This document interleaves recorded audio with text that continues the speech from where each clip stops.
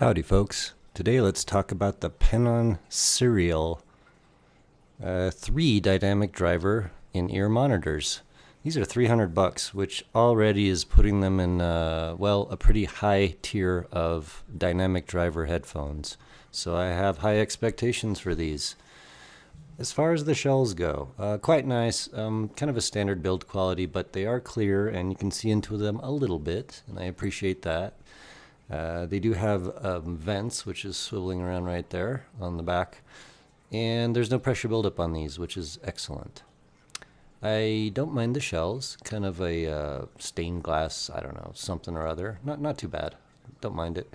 Bores are reasonable, not too long, not too short, not too wide, not too small. Just Goldilocks kind of stuff, just right in the ballpark, and they fit me well, and decent noise isolation. Not bad at all, actually.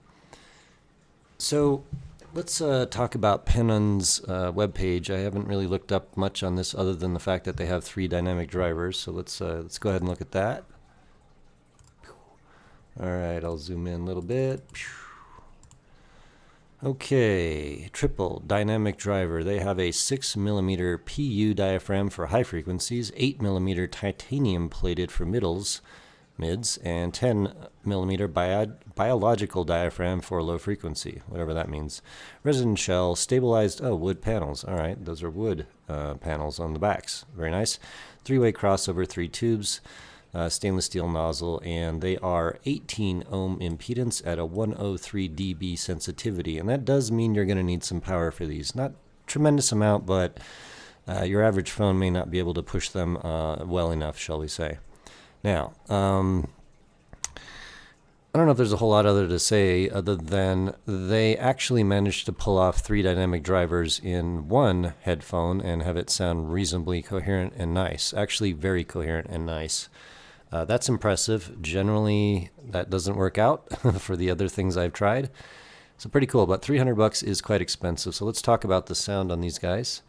And to do that, I do have a graph, which I didn't bother to find one, but here's my graph. And again, with the modified 711 coupler, the purple dotted line there is the phase, and I'm starting to look at phase a little more in depth for a number of reasons, mostly to see how different headphones react and also how flat the phase actually is. And so on the right side of the screen we have phase, so let's see, 90 degrees is right around here and 0 is right here. Click that. Alright, so that just shows you a few things. So we can see that if that's the 0 phase, this headphone is doing some wacky stuff. Bass is going, well, above 0, so what is that, to about 60 degrees out of phase, and then as we get to the mids are negative 180, and then the treble is, it's some wacky stuff. And the green curve is the graph that I got, and the thing to notice about that is a few things. First off, the pin of gain is about, let's see, I didn't actually check that. Let's say 82, 87, so maybe about 8 dB, something like that, 7 to 8. Not bad. Nice fat bass shelf. This is a fun bass shelf, definitely fun. Not clinical, not clean, but fun. And a lot of stuff is going to sound a little warmer than maybe you're used to with other headphones. Then we see that we have a massive, and I mean massive, 10K notch, and in fact these are quite 3D, and unfortunately the treble extension is really not as much as I'd like, so they come across as really quite 3D, warm and dark.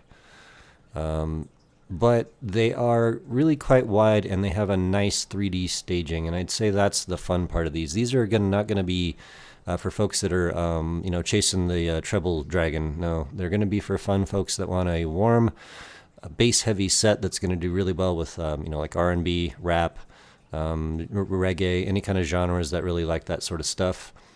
I'm a little displeased with the amount of treble extension on these and detail. It's not too bad, but they come across definitely dark, especially I just heard the Canera Urds, and these come across quite dark compared to that, and a little V-shaped as well. They're not going to get a recommendation, but I do appreciate the fact that they were able to do 3 dynamic drivers with a crossover and have it all be quite coherent, although from this phase graph we can see that they do have some phase issues, and I'm not sure, probably some phase cancellation going on here. Not entirely sure. Have to think about that a little more, but not enough treble extension on these bad boys for $300. No, sir. I believe the oxygens are going to do a lot better. Maybe not in terms of the overall wideness and depth of staging, but I would pick the oxygens over these at $275.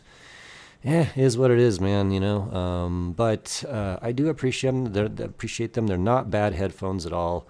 I just think that, you know, if they cost, I don't know, maybe $100, I'd be much more happy with them. Even then, the Olinas come with a pack and a punch in the details and the overall resolution compared to these things. So, I'm not displeased with them. They're fun headphones to listen to. They do all my genres okay. Some better than others. I mean, I can just kind of go through stuff. It doesn't matter that much. Not recommended, but if you're looking for something with a good amount of detail and resolution, these ain't going to be it. But if you're looking for something with a fun, wide stage that's going to do, like party music, you know, you can turn these up really, really loud. They do really nice. No problems there.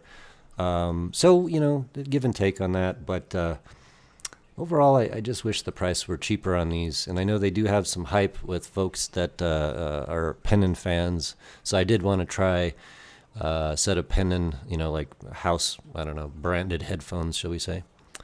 I would not be surprised if these were OEM'd by another company, but I couldn't tell you who. I don't know anything about it. So, cool headphones. Thank you, Bucky. I appreciated listening to these, and I will talk to you on the next one.